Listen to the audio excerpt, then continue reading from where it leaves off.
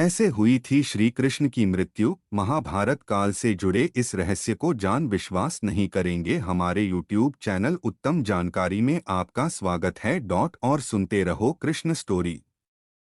भगवान विष्णु के 8वें अवतार श्री कृष्ण की लीला तो हम अक्सर बड़े बुजुर्गों द्वारा सुनते आए हैं, लेकिन भगवान श्री कृष्ण की मृत्यु कैसे हुई? मृत्यु का कारण क्या था? क्या श्री कृष्ण ने मृत्यु के बाद अपना शरीर त्याग दिया और उनकी मृत्यु के बाद क्या हुआ? इन सब सवालों के जवाब जानने की जिज्ञासा हर किसी के मन में जरूर होती है। आइए आज हम आपको बताते हैं कि आखिर भगवान श्री कृष्ण की मृत्यु कैसे हुई। भगवान श्री कृष्ण का जन्म 3112 ईसा पूर्व में मथुरा में हुआ था। हालांकि उनका बचपन वृंदावन, बरसाना, नंदगांव, गोकुल और द्वारका आदि जगहों पर बीता। बताया जाता है कि महाभारत के युद्ध के बाद श्री कृष्ण ने द्वारका पर 36 वर्षों तक राज किया, जिसके बाद उन्होंने अपना देह त्याग दिया था। उस समय उनकी आयु 125 वर्ष थी। दरअसल उनकी मृत्यु के पीछे की वजह 2 श्राप हैं। आइए इनके बारे में जानते हैं। बताया जाता है कि महाभारत के युद्ध के बाद जब दुर्योधन और उसके सभी भाइयों का अंत हो गया, तो उनकी माता गांधारी को अत्यधिक क्रोध आया।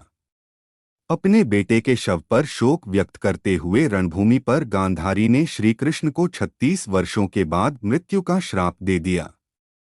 ये सुनकर पांडव चकित रह गए, लेकिन श्री कृष्ण ने मुस्कुराते हुए इस अभिशाप को स्वीकार कर लिया। इसके बाद ठीक 36 वर्षों के बाद उनकी मृत्यु हो गई। उनकी मृत्यु एक शिकारी के हाथों हुई। भागवत पुराण में बताया गया है कि एक बार श्री कृष्ण के पुत्र सांब ने शरारत करने की सोची। सांब अपने मित्रों के साथ एक स्त्री का वेश धारण कर ऋषिमुनियों से मिलने गए। स्त्री के वेश में सांब ने ऋषियों से कहा कि वह गर्भवती हैं। यदुवंश कुमारों की इस शरारत से ऋषियों ने क्रोधित होकर उन्हें श्राप दे दिया कि तुम एक ऐसे लोहे के तीर को जन्म दोगी जो तुम्हारे पूरे कुल का सर्वनाश कर देगा। इस श्राप को सुनकर सांब डर गए और उन्होंने तुरंत सारी घटना उग्रसेन को बताई। श्राप से छुटकारा पाने के लिए उग्रसेन ने सांब से कहा कि तीर का चूर्ण बनाकर प्रभास नदी में प्रवाहित कर दो, जिसके बाद सांबा ने वही किया। इसके बाद उग्रसेन ने राज्य में ये आदेश पारित कर दिया कि यादव राज्य में कोई भी किसी प्रकार की नशीली सामग्री का इस्तेमाल, उत्पादन या वितरण नहीं करेगा। इस घटना के बाद द्वारका में कई अशुभ संकेत देखने को मिले, जिसमें सुदर्शन चक्र, बलराम के हल और श्रीकृष्ण के शंख, रथ का अदृश्य हो जाना शामिल था। धीरे धीरे यहाँ अपराधों और पापों में भी बढ़ोतरी होने लगी और एक दिन सभी नगरवासी मदिरा के नशे में चूर हो गए और आपस में ही लड़ने मरने लगे। इस तरह सभी आपस में लड़कर मर गए।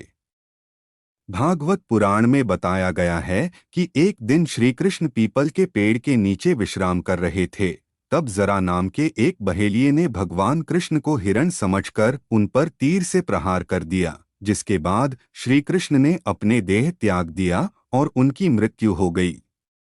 दरअसल इस तीर में उसी लोहे के तीर का अंश था, जिसे सांब ने उग्रसेन के कहने पर चूर्ण बनाकर नदी में प्रवाहित कर दिया था। इस प्रकार ऋषि के श्राप के अनुसार ही समस्त यदुवंशियों का नाश हो गया। गांधारी के श्राप के अनुसार श्री कृष्ण की मृत्यु हो गई।